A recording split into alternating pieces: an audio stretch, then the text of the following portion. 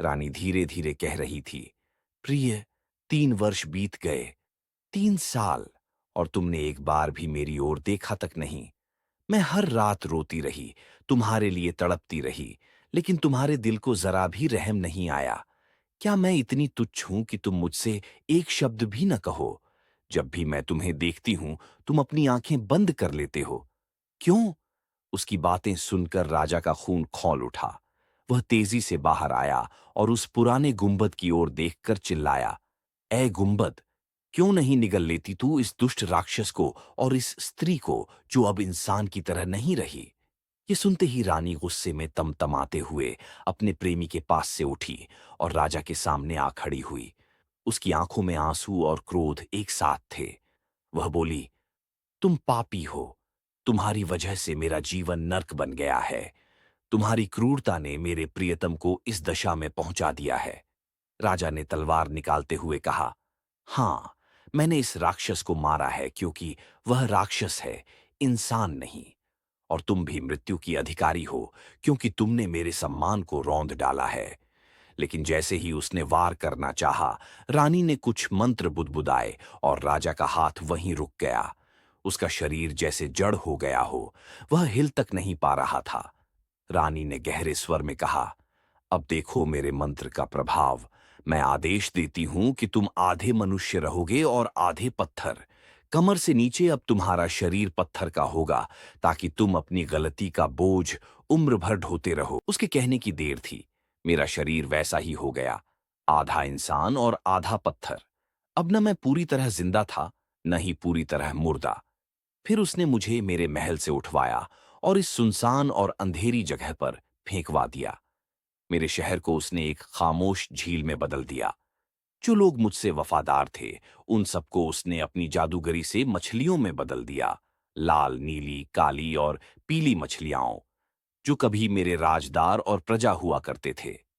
मेरे जिन 4 इलाकों पर मैं राज करता था, उन्हें उसने 4 काले पहाड़ों में बदल दिया और उस झील के चारों ओर खड़ा कर दिया। वे पहाड़ आज भी जैसे मेरी बर्बादी का मूक गवाह बने खड़े हैं।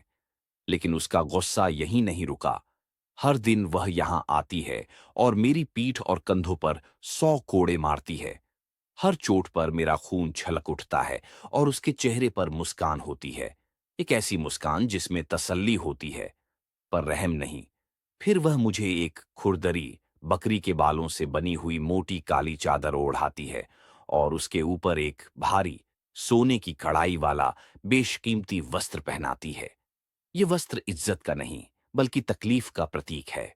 हर बार वह हंसकर कहती है, तो फिर 4 द्वीपों के राजा क्यों नहीं बचाते खुद को इस अपमान? रानी ने कहा, तुम दुष्ट हो, तुम 4 द्वीपों के राजा हो, फिर क्यों नहीं तुम इस अपमान और पीड़ा से खुद को बचाते? जब अतिथि राजा ने यह पूरी कहानी सुनी, तो उसे बहुत दुख हुआ और वह सोचने लगा कि इस निर्दोष राजा के दुख को कैसे दूर किया जाए और उसकी व्यभिचारी रानी को कैसे दंड दिया जाए। उसने पूछा, तुम्हारी निर्लज्ज रानी कहाँ रहती है और वह अभागा प्रेमी कहाँ पड़ा है जिसके पास वह हर दिन जाती है? युवक राजा ने कहा, मैंने पहले ही बताया था कि वह उस शोक कक्ष में रखा गया है जिस पर एक कुंभद बना हुआ है।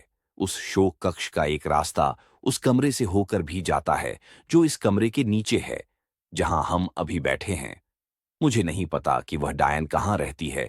हर सुबह वह मेरे पास आती है मुझे सजा देने के लिए, और मुझे पीटकर अपने प्रेमी के पास जाती है और उसे शराब पिलाती है जिससे वह जीवित रहता है। अतिथि राजा ने कहा, वास्तव में तुमसे अधिक दयालु व्यक्ति कोई नहीं हो सकता। तुम चिंता मत करो, मैं तुम्हारे कष्ट को दूर करने की पूरी कोशिश करूंगा। इसके बाद अतिथि राजा ने उसी कमरे में रात बिताई, क्योंकि रात का समय था। बेचारा काले द्वीपों का राजा वैसे ही बैठा रहा और पूरी रात जागता रहा। उस औरत के जादू ने उसे न तो लेटने दिया और न ही सोने दिया। अगले दिन अतिथि राजा एक गुप्त मार्ग से शोक कक्ष में प्रवेश कर गया। आगंतुक राजा ने कारण पूछा। राजा ने कहा, मेरी रानी ने एक जादूगर के प्रेम में पड़कर मुझ पर ऐसा जादू कर दिया कि मैं न सो सकता हूं, न चल सकता हूं। मेरा पूरा राज्य पत्थर बन गया है, केवल मैं ही जीवित हूं, और वह भी इस यातना में। रात हो गई थी। और मेहमान राजा ने वहीं एक कमरे में विश्राम किया। अगली सुबह वह चुपचाप एक गुप्त रास्ते से उस कमरे में गया जहां रानी का प्रेमी एक जादूगर अधमरा पड़ा था। आगंतुक राजा ने तलवार से उसका अंत कर दिया और शव को पीछे के पुराने कुएं में फेंक दिया।